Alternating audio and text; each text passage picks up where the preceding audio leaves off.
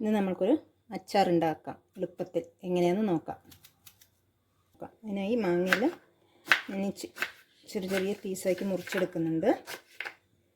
ഞാൻ മാങ്ങയെല്ലാം ചെറിയ പീസാക്കി മുറിച്ചെടുത്തിട്ടുണ്ട്. ഇനി നമ്മൾക്ക് ഇതിലേക്ക് ആവശ്യമുള്ള സാധനങ്ങൾ എടുക്കാം. എന്തൊക്കെയാണെന്ന് നോക്കാം.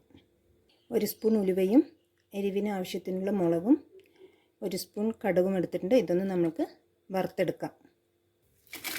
എണ്ണയൊന്നും ഒഴിക്കാതെ വറുത്തെടുക്കാം. അതേപോലെ കടുകും വറുത്തെടുക്കാം. കടുക് പൊട്ടി തുടങ്ങിയിട്ടുണ്ട്.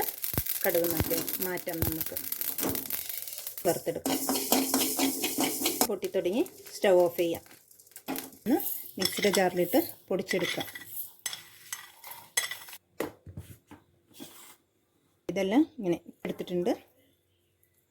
ഇനി നമ്മൾക്ക് കടുകും ഒന്ന് പൊടിക്കാം.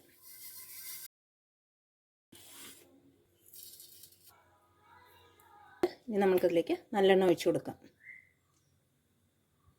എണ്ണ ചൂടായാൽ നമ്മൾ മുറിച്ച് വെച്ച മാങ്ങ ഇടാം അതിലേക്ക്.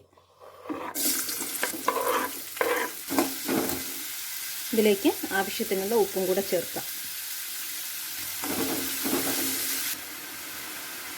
കായപ്പൊടി ചേർക്കാം.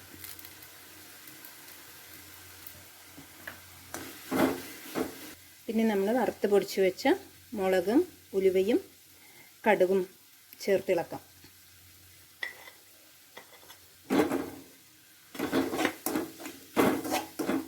ഇതെല്ലാം സിമ്മിൽ വെച്ചിട്ട് വേണം ആക്കാൻ. മിരിച്ചിൽ ചേർക്കാം. 1 സ്പൂൺ വിനാഗിരിയും കൂടെ ഇതിലേക്ക് ചേർക്കാം. ഇതെല്ലാം കൂടെ ഒന്ന് മിക്സ് ചെയ്തിട്ട് നമുക്ക് സ്റ്റവ് ഓഫ് ചെയ്യാം.